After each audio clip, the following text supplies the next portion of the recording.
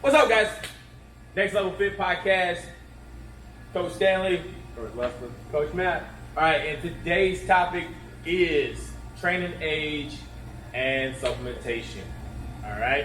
So, disclaimer, just so everybody knows, eat food first, but we're gonna talk about supplements. All right. So make sure.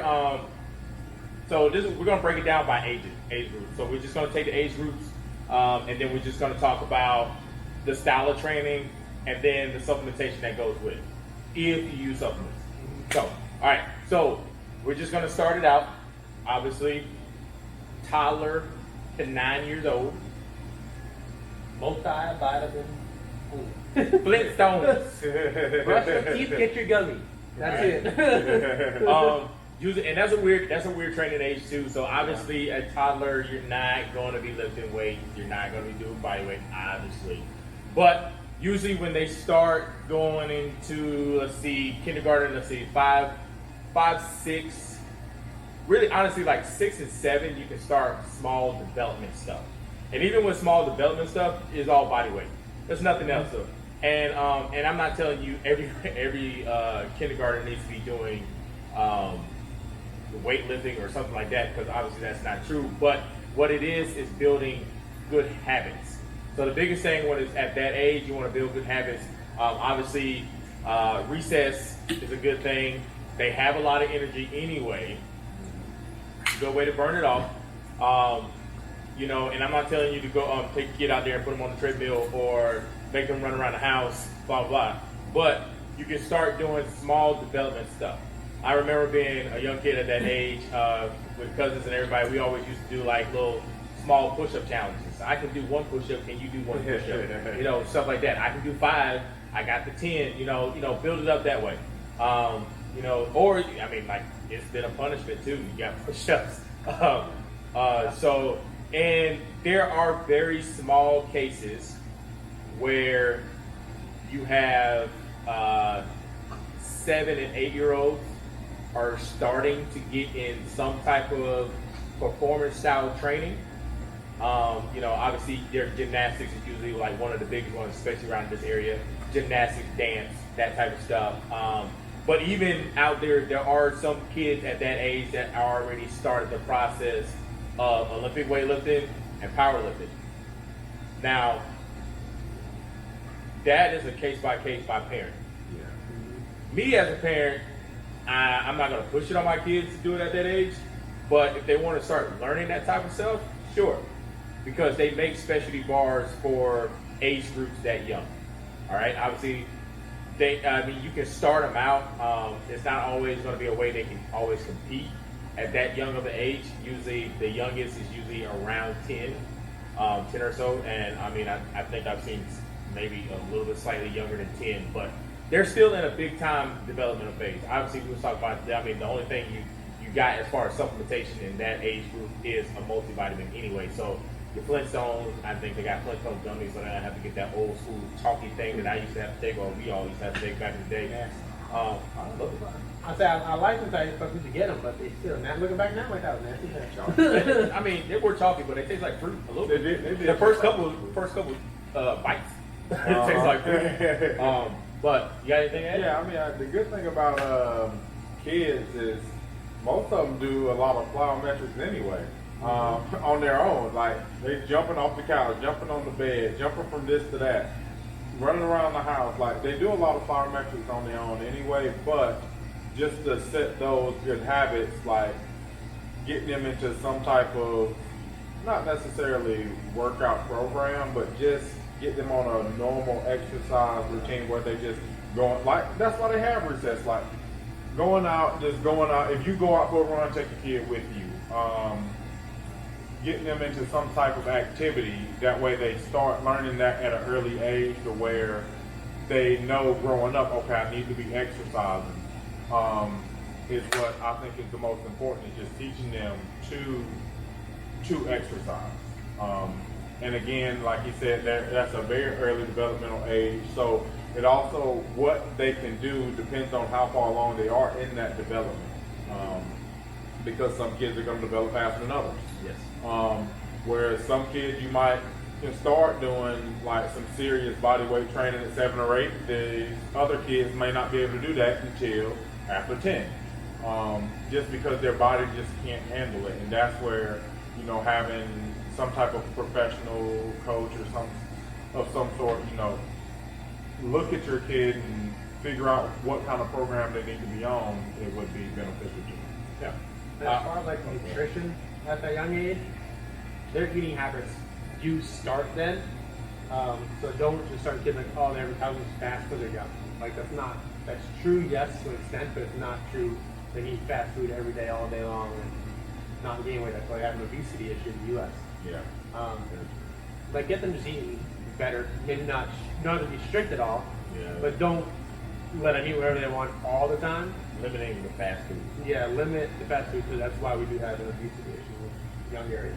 Yeah, and I mean, their eating habits also is going to be a reflection of what you're eating too. Because, I mean, just think, if you're eating bad, they're going to eat bad. But then not only are they going to eat bad when you eat, they also are going to want the cookies and the honey buns and the Skittles and all of the other stuff that kids love to eat. So they're going to eat the bad foods that you're eating for their meal, but then they're going to eat the bad snacks on top of it. So when it comes to kids' nutrition, you are a huge reflection of what they eat. So if you eat better, they'll eat better. And what you provide for their snacks, like they can't go to the store and buy it. So like they're gonna eat what's at the house. If you got them grapes for a snack, then they're gonna eat grapes. But if you get them like Skittles, they're gonna eat Skittles. So their nutrition is like learned at a very early age, and what you feed them when they're young is what they're gonna kind of want to eat the rest of their life. Yeah. So that covers the youngins. So the next set of youngins, 10 to 13. All right. So that's that awkward phase. They're middle school. So now is more organized, real organized sports at that point. So exercise is definitely a big thing. And I'm not saying everybody needs to play a sport. You know, they don't. We're just talking about exercise, really.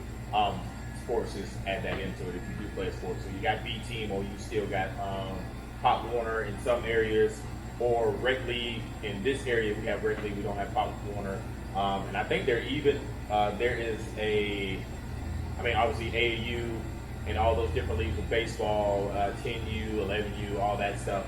And I think there's one more league that they're making up around here for football as well too. Kids from like 10 to 15 years old. So you got kids that age. So that age, you're in that puberty range, and your body is actually starting to develop more. Even if you was a slow person developing or somebody that developed fast, now it's that awkward stage. I know, especially like when we have kids that come in middle school that are at that age that are playing sports and stuff like that, they don't know how to use their body. Their limbs are starting to get longer. All of a sudden, everything is just awkward. It's like a bunch of Bambis walking around. So, lost. The biggest thing that I always do with starting them out, you know, it's a process. You go PVC pipe, dumbbell, and possibly barbell if they're more on the side of the 13 year age. I think of it from a standpoint of at this point, everyone, like all kids in that range, should be at a point where they're starting some body weight training program at the least. The more developed ones, like San Juan State, closer you get to 13, you can start sliding in like maybe some barbell work if they like work their way up to that. If you're 13 and you haven't done anything, and you haven't put them into some type of program, then they need to be starting off with body weight. But if they were 10 or 11 when they started training, then progressing them up to the point when they turn 13 to barbell training would be, to me, the best way to get them into a good, solid program and get them to learning how to use their body. Not even like Santuan said, this isn't even just for sports. This is everyday life. Like, you know how many people go through life and don't know how to use their body, don't know how to bend over and pick up something, and they can throw their back out with the smallest little twist. You start your kids young with a training program, they learn how to use their bodies and they don't have to worry about the issues of those like small nagging injuries throughout their life. Yeah. Supplements at that age. 10 to 13 is definitely, if you haven't taken a multi as a kid, definitely kind of start implementing one. Just because the gaps are going to form in your diet with your growth, you're going to need those extra micronutrients in the vitamins to help you grow. After that, that would be, like you said, goes upon development, how fast your development, and then it'll be like a per case or per client basis as far as what to add after that. So like we said, starting out definitely. Oh, sorry. Well, anyway, starting out definitely developmental. Sorry, my dog's down here. So you got your multivitamin at that age. This is still middle school range. So you got your multivitamin. Starting them off with body weight, PVC, dumbbell. If you have the certain training bars, if you want to move or not want to move, if they get to the point where they can develop more, there are an 8 kilo, there's a 10 kilo, there's a 15 kilo bar before you get to the 20 kilo bar. And obviously the 20 kilo bar in some reference is equivalent to the 45 pound bar. There's a process of bars, so you can move your way up. So you're just making sure during that awkward stage, they're learning how to use their body, they're getting better with learning how to use their bodies, and they're just developing better habits as they go along. So as a kid, they probably had the best perfect squat. I know most of y'all probably seen like the memes of like babies and stuff like that. When they squat down, they have the perfect squat. And as you get older, it gets worse because either you're not working on your range of motion no more, or you're in that puberty phase where your body, you don't know how to actually function with your body. Your feet all of a sudden get to a size 12 when it was a size 6. So now you walk around with clown feet and you don't know how to walk with them. And you got flippers and you're just trying to figure it all out. So, your legs are getting longer, your femur's getting longer. Some people do have shorter torsos with a long femur, or they got a long torso and long femur. So everybody's different. So it's just learning how to get into a perfect angle for everything. I know with when you're going through that growth and development phase, that's also where your hips kind of grow into the shape they're going to be in. So if you're not practicing getting into that squat, you can permanently lose that ability to hit that deep squat. Because once your bones solidify as you get older and they've grown into the shape they're going to be in, getting into that deep squat and hitting those ranges of motions in all of your joints can become almost impossible to do because you didn't practice them while you were developing. And also too, learning how to squat. Everybody's different, but I've always learned from the top down.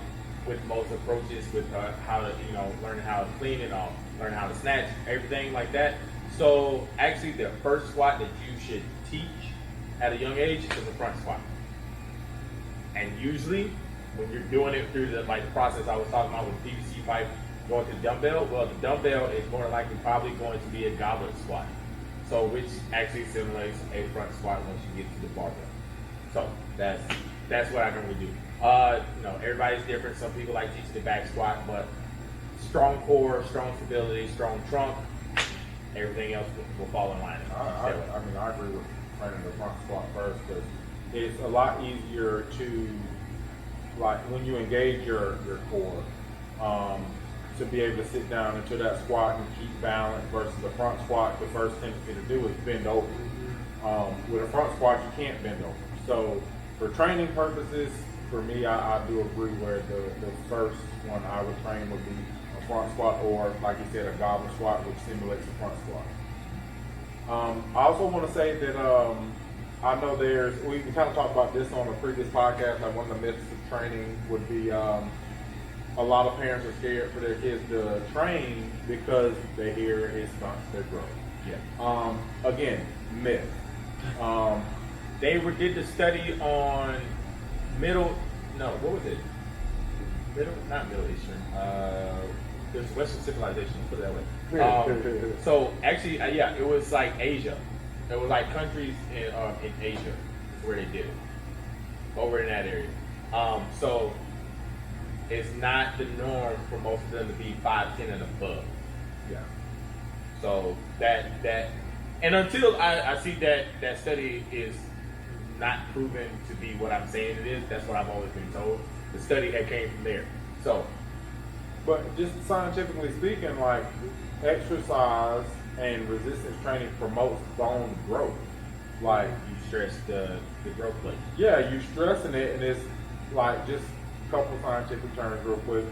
Osteoblasts is like are increasing as you're putting that resistance on to your bones, and so they're gonna grow naturally just from that standpoint of it. All right. Next trade. Oh, my bad. I thought you had something. I'm good. All right. I agree with that. So now this gets into the nitty gritty. We're 14 to 19. Let's start with supplementation first. And Definitely. actually, you got way more options when you're in that age. Yeah, definitely multivitamins, and then like I said, depending upon your growth, depends upon at what age in that range, you start taking other supplements. On top of that, your food, obviously, nutrition in check. Work with somebody if you're not, find a nutritionist or find somebody who's knowledgeable in it that can help you. But like I said, adding, proteins either for that or snacks or protein bars, all that stuff will get added in depending upon where you're at within that range and depending upon your development. So if you developed late and at 14 you're at the, still in the 10 to 13 range, we'll say for example, for growth, then yeah, stick with the multivitamins. If you're 14, 15, and you're at like a normal range where you're there, you can start adding in other supplements depending upon get this basis, and also if it's okay with your parental supervision, we'll say. So if the parents say it's okay, but if their son or their daughter takes something, then it's okay for them to take it. But at that point, certain supplements still wouldn't recommend. At that age range, probably proteins would be fine. They make like carbs you can put in your shakes now, that would be fine. Multivitamins would be fine. Certain other like fish oils would be okay to add in if you wanted to, because it depends on how much fish you're eating. I definitely would not recommend any fat burners or any kind of thermogenics at that age. It's just not Go exercise. not good. Yeah, go out for a run, go find a gym. Don't add any of those thermogenics or any of those fat burners in that early. So just like I like to play devil's advocate, I ask questions that maybe other people might be wanting to ask. So, what would if someone asked you, let's say, about creatine? What would you tell them on that? Creatine, it's one of those things where you can play devil's advocate because there is research going both ways. So for me personally, from my coaching perspective, I don't recommend creatine. Just because mom and dad can read this, mom and dad can read that. Creatine will not hurt you. You get creatine from your natural proteins, and your body can create it. It just may not create enough of it, we may not even take enough of it to get use as much of it as you need. So that's why because most parents and at that age range, I don't. It's by case by case, and that's with talking to mom and dad up front. But I personally wouldn't recommend creatine to somebody unless they're at the top edge of that bracket. What about My bad. Sorry. Thing with creatine too, because I think there was a weird phase, and I remember when I was going through high school, everybody was big on doing creatine. Yeah. All right, so here's one of the big things. So obviously, if you're going to do it, parental vision first. Ask somebody that knows, like a nutritionist, dietitianist, whatever, whoever you're gonna use. Get the right kind of creatine. Get the right kind, so monohydrate. If you're going to use creatine, drink a lot of water because all you're going to do is float. You're going to hold water, and then on top of that, you have to realize this was actually a story that I heard when I was in high school. You have to realize that creatine, your heart is a muscle, okay, and it's supposedly like with creatine, with the whole bloat and all that stuff, it's filling your muscles with water. That's how we all accumulated to be like. You just get puffy. All right, so if you are taking so much of it, especially if it's more of a problem when you're taking the pure creatine. I don't know if they still have that on the shelves anymore, but I remember at one point they did, and it was more of a liquid form that people were just taking drops of. and you would explode your heart because you don't know what you're doing. You're just taking it because you're thinking it's going to speed up the process of rebuilding your muscles. It's going to speed up my my recovery process. I'm going to get stronger over the time period, and my endurance is going to be even better. But at the same time, you're weakening your heart valves. Main thing with any supplement at all is talk to somebody who knows their stuff about them, who knows exactly about it. Follow directions. If they tell you something this way, X, Y, Z, take it this time of day with a meal, without a meal, with a meal, take it that way. Take something that's supposed to be with a meal, without a meal, you're probably going to get sick and puke. That's just how some of those, especially thermogenics, taking those, that's that way. Because with a meal on purpose, it's just going to increase your core temperature. Yeah, that's also why I know you said you don't recommend some of those, because at that age, them doing exactly what you tell them is It common. should be plenty. Yeah, like they don't always listen to exactly what you tell them to do. So if you tell them to take, let's say, like a fat burner, they don't listen to the directions. They get sick because of it. That's why you say you don't recommend Yeah. them. I mean, I feel kind of the same way. Most kids don't follow their directions very well anyway. Yeah, I know, but I mean that's why I say I feel the same way about creatine in that early age, because it's one of those supplements where you got to be strict in what you do, and you have How to you take it. you have to drink a lot of water because it can dehydrate you really quick. But like Sampon said, it's pumping up your muscles so much, and your heart is a muscle. You're pumping up your heart just like you're pumping up your muscles. So it's just such a danger from that standpoint that, again, none of us up here would ever recommend someone of that age taking it. That's more of a, once you're grown, you make whatever decision you want on it, you take it then. If you got someone that's monitoring you while you take it, then you know it can be a way to advance your like fitness levels or whatever. But from that standpoint, no. One more question just from that age group on supplements, because I know it's a big one out there that a lot of people have questions about, and that's aminos. Aminos, you can take them. You get amino acids naturally from proteins, and all the amino acids do is they help you recover the micronutrients you make in your muscles while you're working out. You do get them. Your body can create some of them naturally. It doesn't make all of them naturally. Taking amino acids, you can. That's all personal preference. I take them during my workout if I'm taking them. I don't take them any other time of day. It's not really beneficial at that point. But as far as aminos go, that's kind of a rabbit hole we can go down. We could spend hours talking about all that. It can go both ways. Yeah, because with BCAAs, depending on what you eat, if you're on let's say you're on a very strict diet where you have a certain amount of protein and you're getting all your protein in meals, You don't need that. it's like washing the car in the rain. Yeah. You're Yeah, just it all wasting depends on it. what your diet is Yeah. and like where you're putting them. And depending on what type of protein powder, if you are using protein powder to use that supplement, a lot of those have Natural. 5 or more BCAAs in it. Like you can literally just read the label and it'll list all the Now, BCAAs. When you read a protein label and it says it has 5 grams of BCAAs, it's not that they take, this jug from a BCAAs and just dump it in the protein. It's naturally in the protein. Like aminos are naturally in the protein you eat. So when it says it's in there, it's not like they added it to it. It's already in protein. And I may be wrong, but I think usually all of the BCAAs in C or INE at least, right? Yeah, just INE. Usually INE is the main go-to if you're looking for a BCA label or name on a label. Yeah.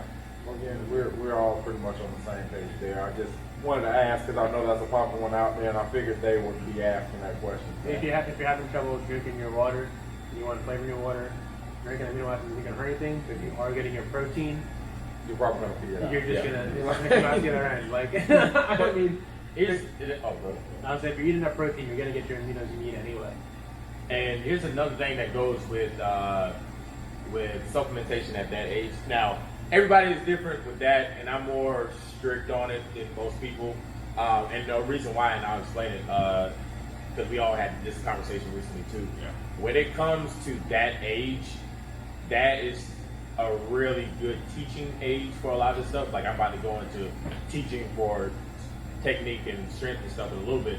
But when it comes to nutrition, the biggest thing that I've seen when I was coaching at the college level is a bunch of freshmen coming in not knowing how to eat.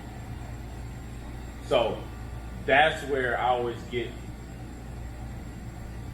not even I don't know. I guess more dickish. I guess like when I get really like it, I want people to learn how to eat. Like I learned how to eat late, and it's beneficial for me now with my training. But where could I have been if I knew how to do it back then? So. And when I used to see freshmen come in, we used to have to like sit them down with the nutritionist that was on staff, sit them down with the dietitian that was hired by the school, what have you. Because these kids would come in, they didn't know how to eat. That freshman 15 is real. Sometimes for athletes, it's a freshman 20 or more, or it may not even be that because of all the conditioning that they're doing.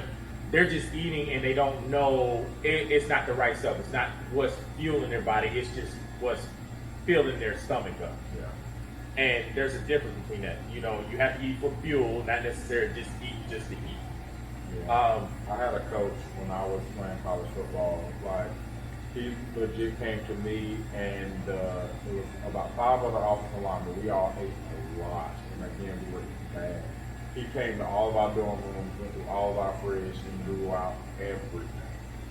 Because we were eating. I mean, we were eating horrible. It's usually the linemen. It's usually the linemen. We were eating horrible. So I mean, there's a valid point there as far as like it is a young age where you need to be teaching them how to eat and the right things to eat and stuff like that. And if you're gonna if they are going to take supplements, they need to be working with someone closely, like a nutritionist. Right. That way they know they're doing it the right way and they're eating their meals and getting it in the right way, and not just trying to rely solely on something. Right. But And also things on like their training style too. Like, Yeah. If you're an athlete in college, you're probably going to take some kind of supplement to help you out. yeah. Like, I mean, if you're because not you're taking training for supplements, hours at a time. yeah, I'm about to say if you're not taking supplements, you're probably behind because everyone else is. Pretty much. Yeah. Yeah. Usually, so like the younger age in high school, the biggest thing is learning to eat the whole time. If you need to add supplements in there, obviously, yeah, protein is good. What else we talk about? Vitamins, you know, yeah. Honestly, when you're in that high school phase, you probably shouldn't look past protein and multivitamins. Yeah. That's your stop. That's That's your That's go-to. really it. You really don't need BCAAs. No. Honestly, say like we talk about first form, you at a high school age should not be trying to look for greens. You shouldn't be trying to look for reds. It's not a bad supplement to use because obviously I know a lot of people don't. If you don't like vegetables, yeah, sure, you're probably one of the ones that need to get those. But you need to learn how to eat your vegetables. You need to learn how to eat your fruits. But if you're one of those people, because I know some people are weird, I don't want vegetables. Take the greens. Okay, it's a good supplement to use to actually add it into your diet. So those are like your level of where you should stay when you're in high school. As you're moving into the college level, obviously there's a whole different category on that because you're going to have to talk to your strength coach. You're going to have to talk to your head coach, all that stuff. You got to figure out what is on the ban list that you can't take and what you can take.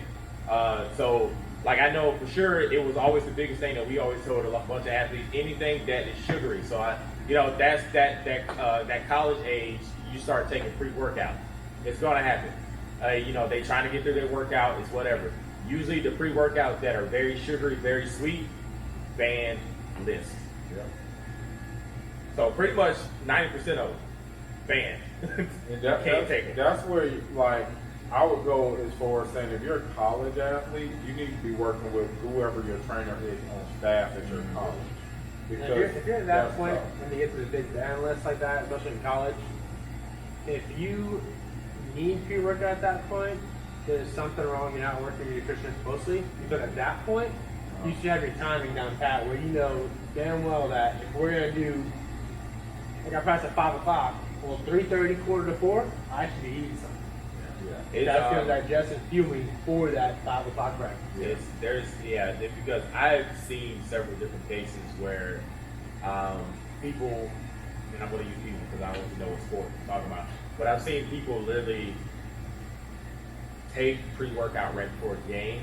Somebody saw them. They get drug tested the next day because obviously they're going to fail. They get drug tested the next day. And you realize once you fail that drug test, you have 365 days before you can play again. So this happened to be the last game of the season on one scenario. You don't get to play again until the next last game of the next season. NCAA takes that very seriously. All right, so that's that. All right, anything else on nutrition supplements? No. Yo. I figured you wanted to retract that to The actual, yeah. part of it for the high schoolers.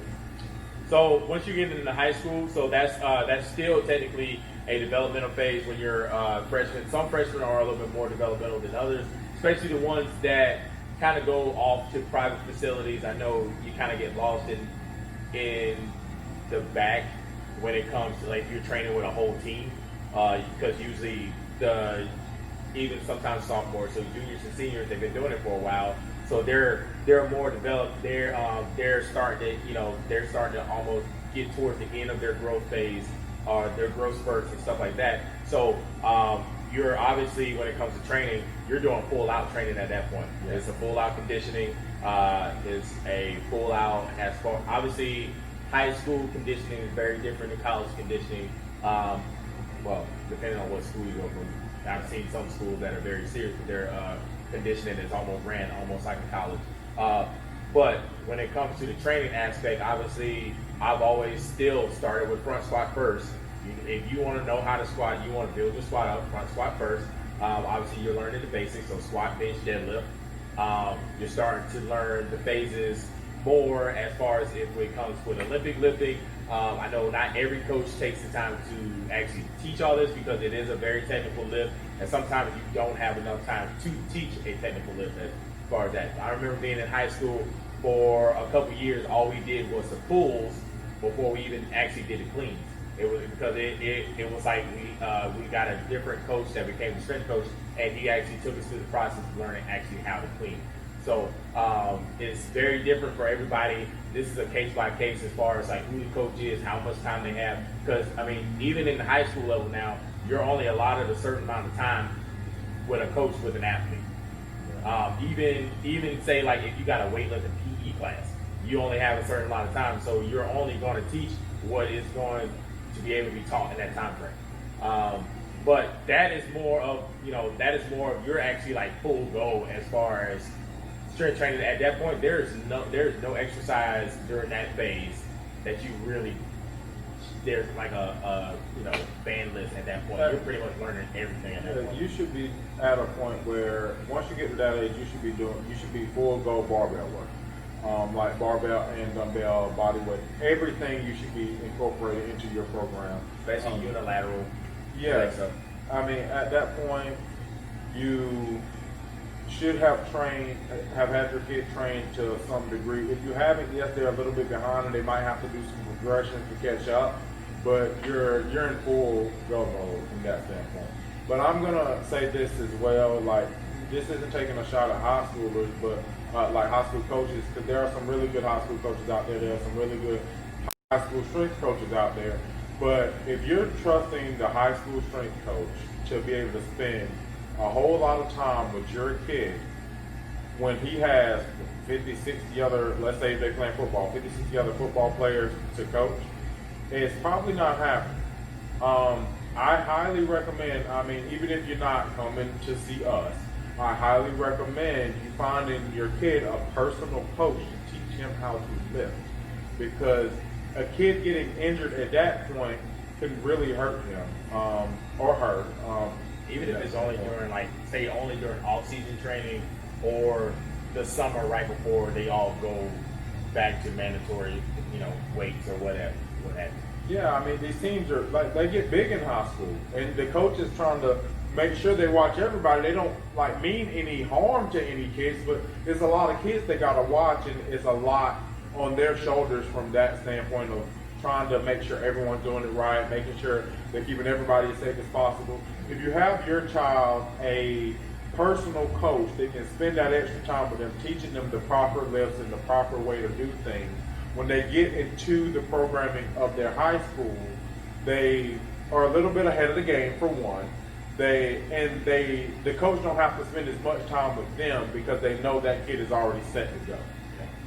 And I know also too, a lot of coaches do get ready to, because I know you probably see it on Twitter and it's on Instagram. Usually, max out day is like a big time videoing time for most schools, and then you see somebody doing a clean, and then their legs are going way out like they're doing a jumping jack, you know. And I get it. Sometimes, usually, a max for some kids or even some adults, it's really hard, and the only thing you're worried about is getting that weight up no matter what. So that's when that technical, you can actually pick apart who is more technical than the other, because even when it's a max out day, they can only move a certain way and they're not going to force something. So obviously that motion is a force. So that you're teaching, and like I said, it's a teaching, it's a growing. Make sure you're actually, like you said, you're actually going to somebody that knows how to coach those certain type lifts. If you want to join powerlifting, because maybe you don't want to play a sport at the school itself, or if you want to join Olympic weightlifting because you don't want to do a sport at the school, maybe you want to be the next CJ Cummins, who knows? Find an actual coach. Same thing what they did. There's a, or like gymnastics. There's a reason why the people that make it to the Olympics that are at a young age, they've had coaches. They don't just, all of a sudden like, oh, this is what I'm going to do. I'm going to do it. I'm going to teach myself. You find a coach. And find a good coach that's going to take you to the next level wherever you want to be. Get it? Next level? Yeah. All right. So the next phase after that, obviously we're in that college phase, that 20, I would say, 20 to, let's say 20 to 39, because that's kind of all, you can wrap all of them together. 20 to 39. Supplements, like I said, almost anything and everything at this point, depending upon the specific person. Depends upon your goals, your weight, how you work out, how often you're training, what your job is, how long do you sit down at your job, how active are you. Like, there's so many factors that come into it at that point that it has to be a per client, a per person base. I'm going to say, when it comes to training, I mean, you can piggyback on this, obviously. During that age, if you're not playing a college sport, daily exercise is your goal. Yeah. There's not really too much as far as like, at that point, if you don't like weights, cool, whatever. You don't have to do weights. Yeah. But you also don't want to be skinny fat either. So there's that one. That's their one thing too. Yeah. If you're one of those people that like, I'm just going to be on the treadmill because I know this is always a big deal. Every rec center, every college you go to, all those people are lined up on all the treadmills, and they're just going. They're going to do 30, 45 to an hour of cardio, and that's all they're going to do. It's funny because you see, if you go to the gym, let's just say you go to the gym for a year, you'll see those same people in there on that same treadmill every single day, but you will never see any change in their body. Now, I commend them for working out every day, and they are way ahead of someone who sits at home on their couch. Yes, so I'm not saying what they're doing is a bad thing, but what I'm saying is you need to add some sort of resistance training to your exercise regimen, because if you want that kind of body that everybody dreams of anyways, like if you want to look good and you don't want to be skinny fat, then you need resistance training for that. If your goal is just to get your cardiac output up, then go run on a treadmill. It depends on what your goal is. If you want to go run a marathon and you want to train for that, then treadmill, you can treadmill it away. You can hike it away, like go out on the street and run as much as you want to. It all depends on your goal. But for me, if you want to focus on health, being able to function in life, and just any aspect of fitness other than just running, you need a resistance training program. Yes. I mean, like, we're not trying to make it seem like we're just pushing weights, but think about it this way. When you get to that point where your elasticity and your skin is no longer there like it used to be, it's just going to be saggy. So you might want some muscle to pull that back in there. You got to have that balance. I mean, all of us here, like, we have a balance of strength training plus cardio. Like, you got to be able to do both, because your heart and lungs do need to be exercised from a cardio standpoint. If you want longevity, like, you do need to do cardio. I'm not saying that cardio is bad, but I'm saying also for a longevity standpoint. Have you ever seen someone and you look at them, they'd be like, yes, I'm 85 years old, and you'd be like, you what? I swear I thought you was about 55 years old. I promise you, they've done some sort of resistance training.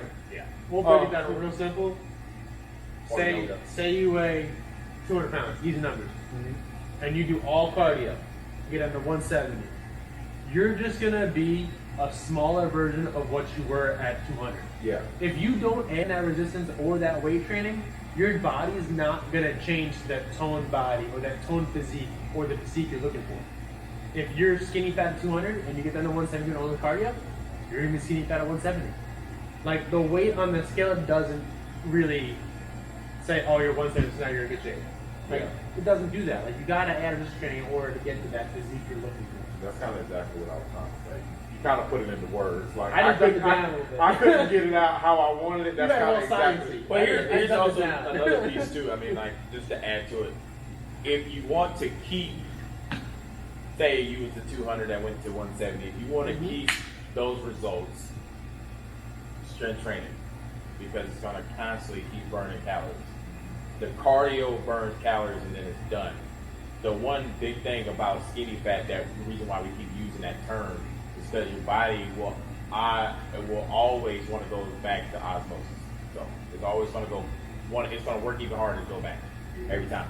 When you don't have that consistent calorie burn throughout the day, from strength training, with a balance of strength training and a balance of cardio, your body will constantly keep going back.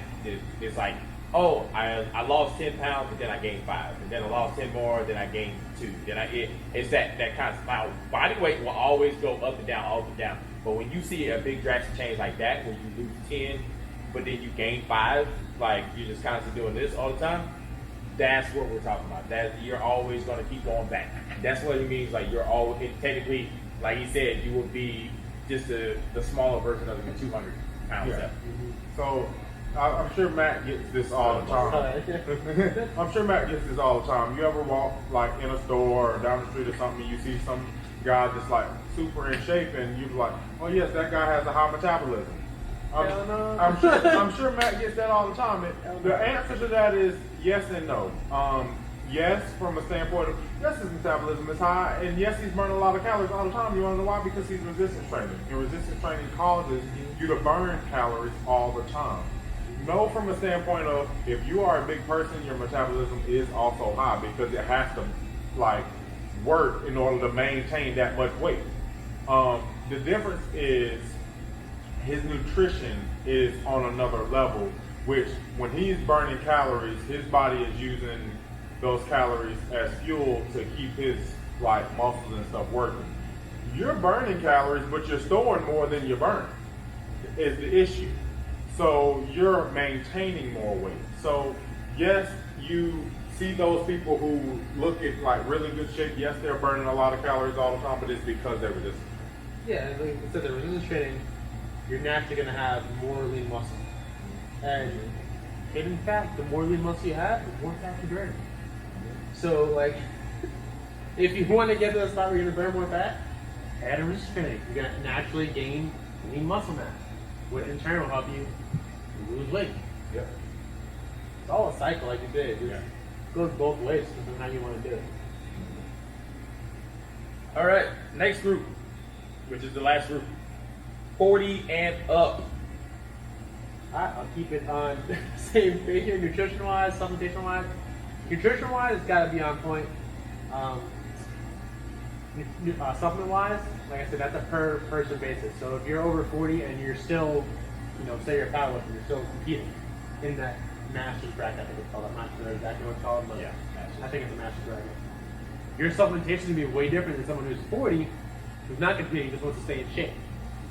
You're going to need different things at that point. Like I said, that is, at that bracket, it's definitely a per client, like specific client basis, depending upon your activity and like your training. Yes. Whether you want to compete or not. And also dealing with possible health issues that start. Yeah, health issues, Yeah. and then always like I mentioned earlier, and that's slipped my mind, but nutrition and supplement wise, allergies are also off rip. Need to be known up front, otherwise that can make a huge difference in what you take it. Yeah. Like Yeah. huge. My biggest point with that age group is because I know so many people, once they pass 40, they're like, oh, it's too late for me. I haven't started working out before. I can't do it now. That's just not true. You can start training and better your life at any point in your life. And if you, let's say you get two people, 50 years old, neither one of them has ever worked out a day in their life. If one of them decides, like all factors being the same, one of them decides that they want to start working out and the other one doesn't, the one that is starts working out more than likely will live a better rest of their life than the other. 40. I got a good option for you. 40 and up. 6 week challenge online. Yes. So we got the strength of the cardio. So obviously when you're at that age and you come to me, I do a completely different program because you probably have not trained before at all. But if you're a 40 or 40 plus year old person that has been vigorously training throughout the years, then I'll push you with the normal programs that I write right now.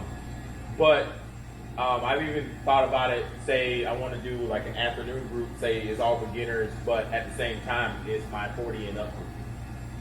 So that I'm toying around with that idea out there. But that is a very big time group because that's the group that usually is the ones that do get those weird, doctor visits, and all of a sudden they have to start doing some type of exercise they've never done exercise before. You start risking more health issues because you're stuck in your old ways of not doing something. Risking the fact of starting to get higher cholesterol, diabetes. I don't know. The list goes on. That age bracket to nutrition is like key. Yes. Because some of those things you can get, I don't want to say get rid of them, but you can control them. You keep them in check. It's almost with nutrition.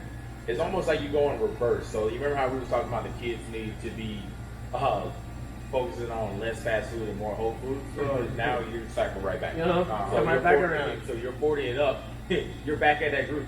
You can't be the ones that are always constantly out and about eating fast food, eating Outback all the time, eating I don't know.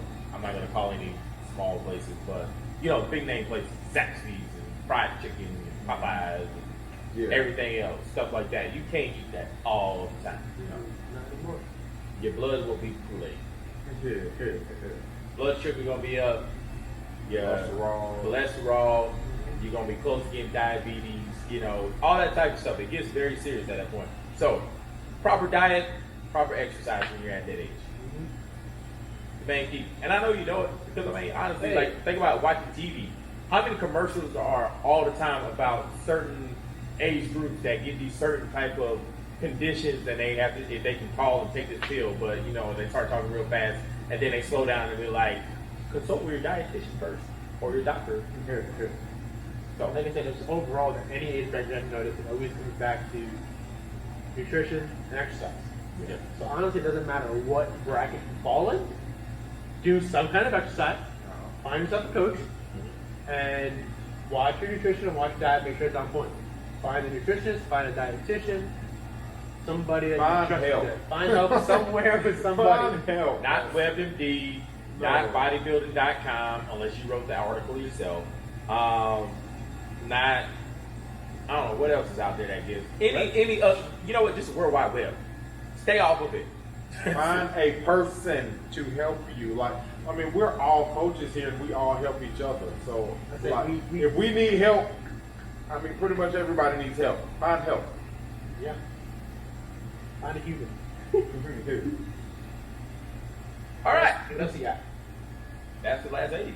That's it. All right. All right, guys. So, like I said, 6 week challenge. We got 5 spots for both classes, so that's a total of 10. We got 5 spots for 5:15 left. We got 5 spots for 6:15 left. Get it while it's hot. All right. There's a link. I'll put it in the YouTube. You can find my Facebook page, Santuan Sim, or you can find the Next Level Fit page. There's a link on there as well.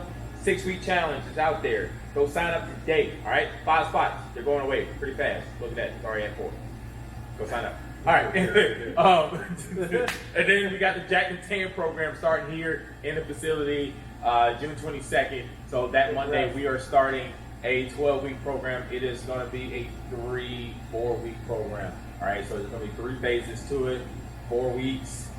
It's you gonna get jacked. You will come out I can't jacked. talk. You gonna get jacked.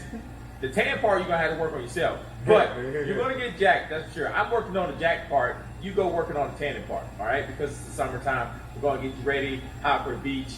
If you're not hot for the beach already, or if you're just going the way you are, it don't matter. Come in, get part of the program. Jack and Tan. It's gonna take you to a whole new level. I got 2 different levels of this. I got a level A and I got a level B. These 2 guys are on level B right now. And they can tell you, it's a serious program. Yeah. I'm enjoying it though. I'm enjoying it. So come check it out because it's definitely a different type of fun. Yeah. You know, every day you're like, what do I have? What do I have? What do I have? What do I have? All right. So those are the 2 things that are in motion right now at the gym. As always, like, comment, share, subscribe so you never miss an episode. All right, guys. See y'all. Coach Stanley out and the rest of the Later. crew. Peace. Peace.